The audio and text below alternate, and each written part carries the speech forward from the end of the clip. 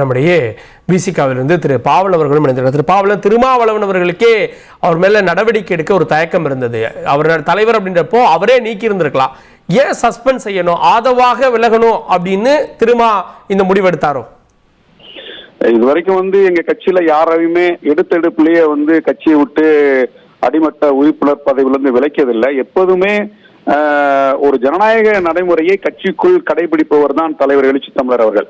முறைப்படி ஒரு இடைநீக்கம் செய்யப்பட்டு அதற்கு விளக்கம் கேட்கப்பட்டு அந்த விளக்கம் ஏற்புடையதா அல்லது ஏற்புடையது இல்லையா என்று ஆய்வு செய்த பிறகுதான் உரிய நடவடிக்கை எடுக்கப்படும். அந்த அடிப்படையில் தான் இவர் ஒரு விளக்கம் கொடுப்பார் என்றுதான் நாங்கள் இடைநீக்கம் செய்தோம். ஆனால் அவர் எங்களுடைய நிலைப்பாட்டிற்கு எதிராகவே தலைவருக்கு சவால் விடக்கூடிய அளவிலே அவருடைய மறுப்பு கடிதம், என்னுடைய நிலைப்பாட்டில் நான் மாற மாட்டேன், திமுக கூட்டணிக்கு எதிராக விமர்சனம் செய்து கொண்டிருப்பேன் என்றுதான் அவருடைய கடிதங்கள் இருந்தது. ஆகவே நாங்கள் அமைதி காத்தோம். மீண்டும் மீண்டும் அவரை இந்த 2 நாட்களாக 2 தொலைக்காட்சிகளில் கொடுத்த பேட்டி என்பது மேலும் மேலும் விடுதலை சிறுத்தைகள் கட்சிக்கு ஒரு நெருக்கடியை கொடுக்கக்கூடிய வகையில் விடுதலை சிறுத்தைகள் கட்சிக்குள்ளேயே தொண்டர்களிடம் ஒரு குழப்பத்தை ஏற்படுத்தக்கூடிய ஒரு பேச்சாக தான் அவருடைய பேச்சு அமைந்தது. அவர் ஏதோ பெரிய ஒரு புரட்சியாளர் போன்று நாடு முழுவதும் மக்களை சந்தித்து ஆர்ப்பாட்டம் போராட்டம் நடத்தி சிறைக்கு சென்ற பெரிய தியாகி போன்று அவருடைய பதிவு இருக்கிறது. ஏதோ அவருடைய வாழ்நாள் முழுவதும் சாமானிய மக்களுக்கு, ஏழை எளிய மக்களுக்காக அர்ப்பணிச்சு போராட்டம் நடத்தியவர் போன்ற ஒரு பிம்பத்தை கட்டமைத்தார். அவருக்கும் இந்த மக்களுக்கும் எந்த விதமான தொடர்பும் இல்லை.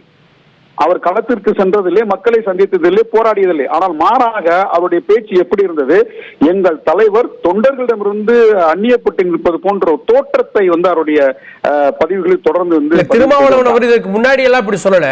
இன்னைக்கு ஆதவுக்கு ஏதோ அஜெண்டா இருக்கும் இன்னைக்கு கேட்கிறாரு, இன்னைக்கே அவர் ராஜினாமா பண்றாரு, ஏதோ பின்னணி இருக்க மாதிரி தொடர்ந்து அஜெண்டா இருக்கு. அவருடைய அஜெண்டாவை, அவருடைய திட்டத்தை, அவருடைய உள்நோக்கத்தை நிறைவேற்ற வேண்டும் என்பதற்காகத்தான் விடுதலை சிறுத்தைகளை காவு கொடுக்க துணிந்தார். விடுதலை சிறுத்தைகள் கட்சிக்குள் வந்ததே இந்த கட்சியை இந்த கட்சி நல்ல கட்சி, தலைவர் நல்ல தலைவர், ஆகவே இங்க தன்னை இணைத்துக் கொண்டு இந்த மக்களுக்கு பாடுபடலாம் என்கின்ற நோக்கம் அவருக்கு கிடையாது. அவருக்கு தனிப்பட்ட திமுகவில் ஏற்பட்ட பகையை தீர்த்துக் கொள்வதற்காக விடுதலை சிறுத்தைகளை பயன்படுத்த ஆரம்பித்தார். இதற்கு பிறகு எப்படி அவரை கட்சிக்குள் வைத்துக் கொள்வது? ஒரு கட்சி சாமானிய மக்களுக்கான கட்சி. இந்த மக்கள் தமிழ்நாட்டில் இருக்கக்கூடிய கட்சிகளிலேயே அதிகமாக இருக்கக்கூடிய உழைப்பாளிகள், ஏழை எளிய மக்கள், ஒடுக்கப்பட்ட மக்கள் நிறைந்த கட்சி விடுதலை சிறுத்தை கட்சி தான். அப்ப அந்த கட்சி அவர்களுக்கான நலத்திட்டங்களை, செயல் திட்டங்களை தொலைநோக்கு பார்வையோடு ஒரு கட்சியோட நிலைப்பாட்டு என்னவோ அதற்குள் அடங்கிதான் அவர் வேலை செய்யணும். அவருக்கு தனிப்பட்ட பகையை தீர்த்துக் கொள்வதற்கு விடுதலை சிறுத்தைகள் பலிகடாக ஆக முடியாது. அவருடைய அறிக்கை இன்னைக்கு கொடுத்த அறிக்கையில கூட எனக்கு விடுதலை சிறுத்தை கட்சியோட கொள்கை கோட்பாட்டுல எந்த மாற்று கருத்து இல்லை என்றாரு. ஆனா அவருடைய கடந்த அந்த புத்தக வெளியீட்டில் அவர் பேசினது எங்களுடைய கட்சியின் கொள்கை கோட்பாட்டுக்கு எதிராக தான் பேசினாரு. இந்தியா கூட்டணியை உடைக்கிறது அவருடைய நோக்கம். இந்தியா கூட்டணி உடைச்சானா நாடு என்னத்துக்கு ஆகும்? அரும்பாடுபட்டு தமிழ்நாட்டில் மதசார்பற்ற முற்போக்கு கூட்டணியை எங்க தலைவர் எழுச்சி தமிழ் உருவாவதற்கு அரும்பாடுபட்டிருக்காரு.